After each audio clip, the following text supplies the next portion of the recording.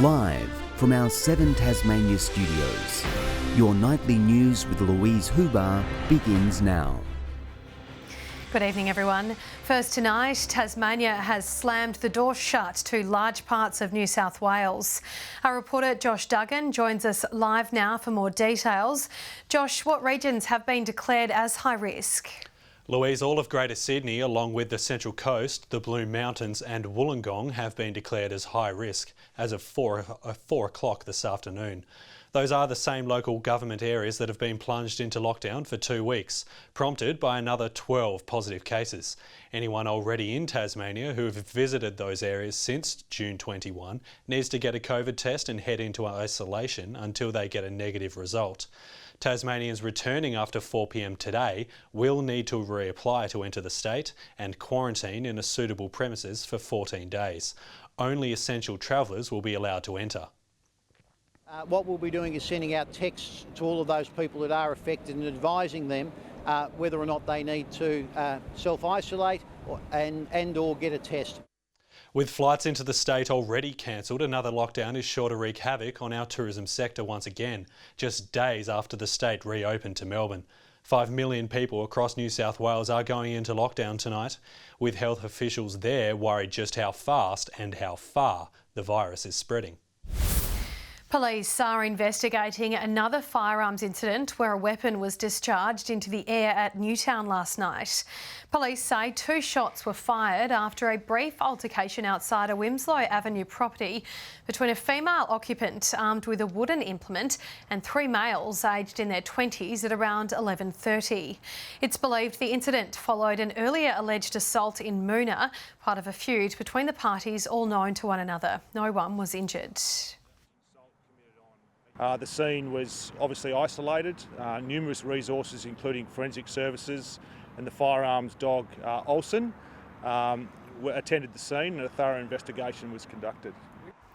Meanwhile, investigations have continued into 2 separate firearms incidents in Launceston early yesterday morning. Anyone with information is urged to contact Crime Stoppers. The war of words between Peter Gutwein and Tony Cochrane has continued, with the Premier labelling the outspoken Gold Coast Suns chairman as sensitive.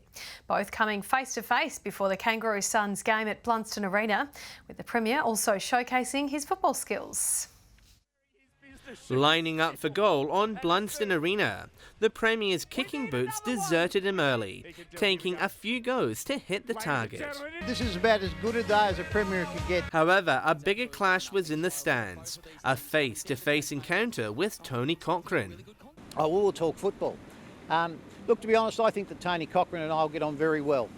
He calls a spade a shovel, and I like that. The Suns chairman on Monday declared the AFL can't afford a 19th licence, whether in Timbuktu or Tasmania. The Premier inviting him to the goal-kicking contest before encouraging spectators to boo him. Mr Cochrane slamming the direction. However, he wasn't getting an apology. A little bit of fun and banter, and I think, to be frank, I wouldn't have thought that Tony Cochrane was as sensitive as that. Fans today resisting the urge to boo. No, I'll keep away from that one. No, I don't think so. It's not in my nature. While our state's bid receives support from enemy territory. Like, it's already early, there's already heaps of people coming in, so I think it would be a very good thing, yeah. The Premier also on the defensive after Suns player and Tasmanian Hugh Greenwood criticised him for his actions. When they denigrate the state in terms of its weather or in terms of its business case or in terms of the people that have put that business case, I think it's quite appropriate to call out. The Premier also confirming discussions have begun to bring Utah's Stadium and Blunston Arena under Stadiums Tasmania. John Hunt, 7 Tasmania News. A new campaign to draw more teachers to Tasmanian public schools has been launched nationwide. The ad, called Teach, Learn, Live Tasmania, is aimed at attracting staff to regional, rural and high priority locations, while highlighting the state's beauty and unique local lifestyle. Education Minister Sarah Courtney says the government wants to attract the best and brightest to work in our schools. Cherry exporters have had a bumper season with a 40% increase on last year. Direct cargo flights to Hong Kong were one reason for the trade boom, as calls ramp up for the initiative to be extended in the coming season. 23 years a cherry grower, Jacob Skrinikoff says he's had many tourists circle back to his Hillwood farm, keen to buy one more kilo before they leave the state. But like many businesses, he had to rely on locals last year. The local public was supporting me and taking up just about everything I was growing, so I was quite pleased with it. He's hoping the coming season can be just as good. Oh, looking at the buds on the trees now, it could be a bumper crop, but that's not to say we're going to get some late frosts. For those farms who export, our reputation has seeded a fruitful market. Standing at 2,500 tonnes, it was up 40% last year. Cherries are our main fruit export crop, by far really, so they're the star from an export point of view. When Cathay Pacific started export flights to Hong Kong over the summer, cherries made up 60% of the cargo. With other fruits and seafood also on board, around $1.5 million worth of goods filled the plane each time. If we hadn't had these flights, then we would have certainly had some major issues here with exports getting out of the country. And again, I believe this year we'll still have some hurdles to get over if these flights don't continue on. With passenger planes still grounded, exporters are hoping Cathay Pacific will run the flights again. We are in talks with them. We've been talking about an extended period this year for possibly 5 to 6 months, but also an ongoing process as well.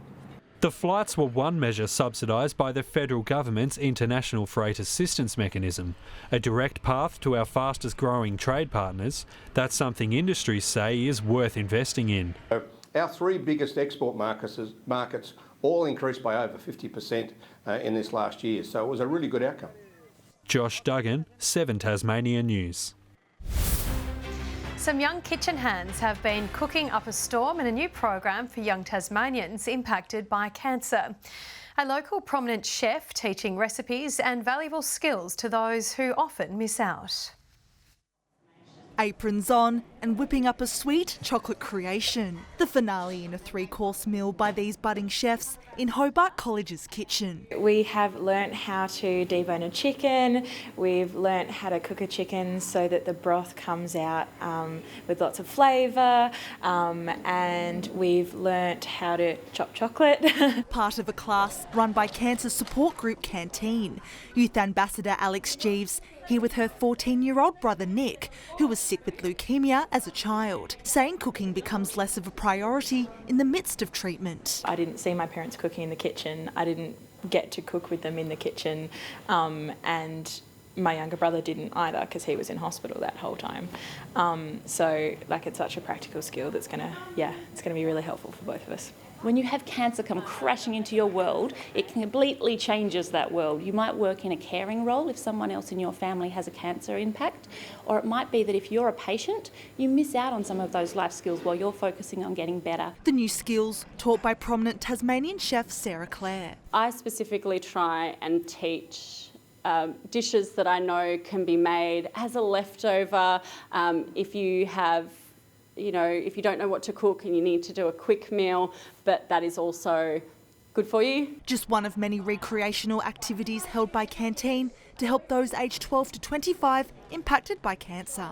It's so important just to be outside of the world of cancer, regardless of what the program is, just having a chance to step out and be just a normal teenager and be around a bunch of other teenagers. Ruby Kamane, 7 Tasmania News. Northern Tasmania's Filipino community has come together to celebrate the 75th anniversary of diplomatic relations between Australia and the Philippines. It was the 22nd of May in 1946 when Australia established its first consulate general in Manila. It is special because it's a gathering, and the gathering is always a great thing for us.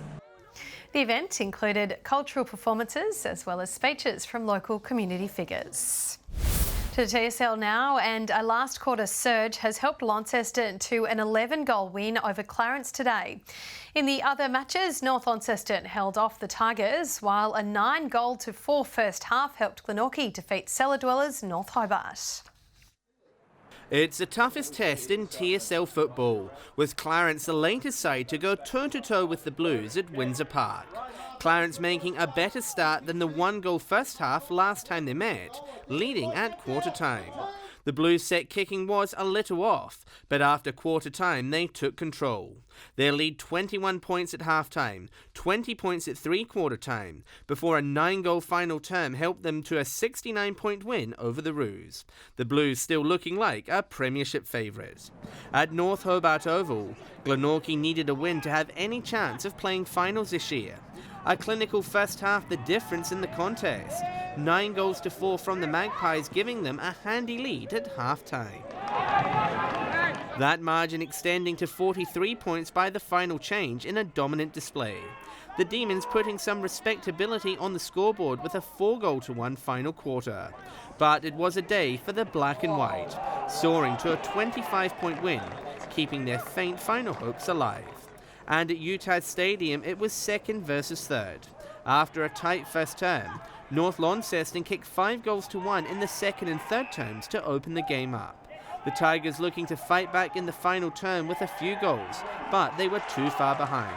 5 final quarter Northern Bomber goals extending the margin, running out 36-point winners. John Hunt, 7 Tasmania News. The NBL1 has returned to play after a coronavirus-induced break, with the Hobart Chargers men's side putting on a shooting clinic against Bendigo. Hobart starting the match with a 3-point barrage as they raced to an 11-point lead by half-time. Cohen Sapple scored a game-high 28 points, while Tad Duffelmeyer produced the match highlight. Duffelmeyer for a two-hand jam! Two-handed wham bam jam, thank you ma'am. The Chargers winning 118-95. In the women's, Hobart still have just the one win to their name for season 2021. A 45-30 first half from Bendigo helped the Braves win 80-66. In the first of 2 final matches on home soil before heading to Tokyo, Eddie Ockenden has captained the Kookaburras to a 7-3 victory over the Black Caps. Ockenden didn't get on the score sheet himself, but it didn't matter as the Aussies were in flying form. And you're just starting to see now. But Australia in the end got into a rhythm, got into a flow, and many teams around the world will have looked on with interest. The 2 teams will back it up for another clash tomorrow. Good evening, everyone. Burnie and Devonport both 13 degrees today and 12 in Launceston and Hobart. Across the state, St Helens and Friendly Beach is 14, Smithton and King Island 13, 12 degrees on Flinders Island and in Low Head and Grove, Strawn 11 and 5 in Lyowini.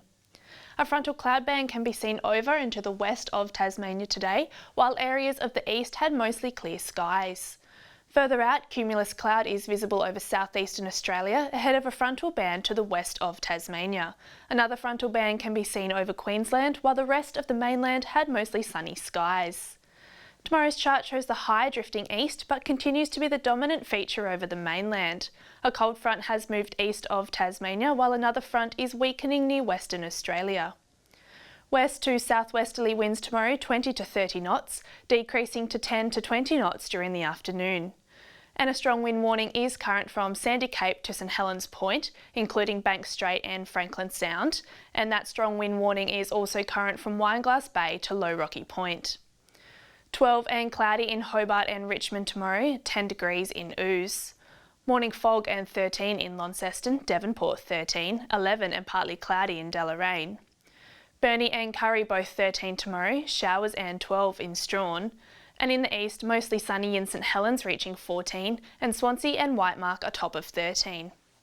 Looking on to Monday now, fine with areas of morning fog and frost. Fine apart from light showers about the northwest and central north on Tuesday. And on Wednesday, showers about the northwest, extending to remaining northern and western areas. 18 in Perth tomorrow, a shower or 2 in Adelaide, Canberra 13, 21 in Brisbane and Darwin a top of 31. And currently Hobart 11 and mostly clear, Launceston 9 degrees and mostly cloudy there, and mostly cloudy and 11 in Devonport. And Lou, that's Saturday night's weather. Beautiful, thanks for that, Chelsea. And that's all your news for this Saturday evening. Thanks so much for joining us. We'll see you tomorrow. Good night.